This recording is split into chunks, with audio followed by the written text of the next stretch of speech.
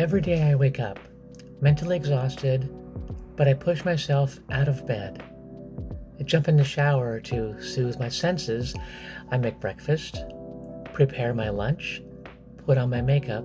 It's another day of surviving in a world that feels like it's constantly closing in on us like a matryoshka doll. I try not to feel paranoid, but I can't help it. I know anti-civil rights laws are being passed or considered state by state and in the halls of Congress, sometimes day by day. Laws based on hateful lies and propaganda. Laws that scapegoat our community, criminalize our existence, trying to erase us from equal representation under the law.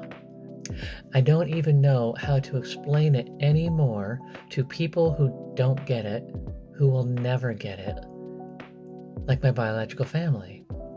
Trump and the GOP have, in no uncertain terms, promised to eradicate us. It's happening in real time while our political allies seem forever trapped in a cycle of enabling fascism with acquiescence and civility politics. With a bang, not a whisper, every new bill, every fake moral outrage chips away at our rights to life, liberty, and happiness. We're tired, but we can't stop. We need to stay resolute and confidently visible in the face of adversity. We can't stop because if we do, what then? Let them legislate us out of existence? Never. So I walk through the day guarded, watching every word I say around non-trans people, making sure I resist showing anger or fear. The people that seem to hate us think they know what it means to be trans or the trans experience, but have conveniently never met one of us with sincere curiosity. They get their information from news channels or content creators that are paid to scapegoat us, treating us like the villains in a dystopian graphic novel, or from queer pick-me's who amplify harmful stereotypes, putting targets on the backs of trans people who don't quote-unquote pass by their trans medical standards.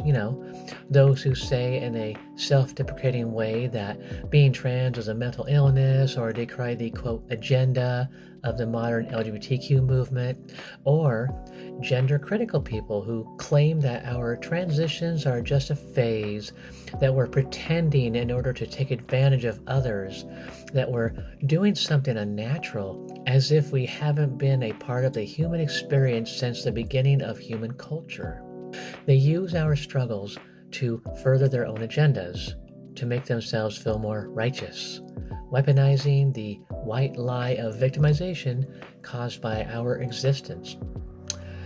But they don't know the pain or lived trauma of living in a world that blames us for their shortcomings.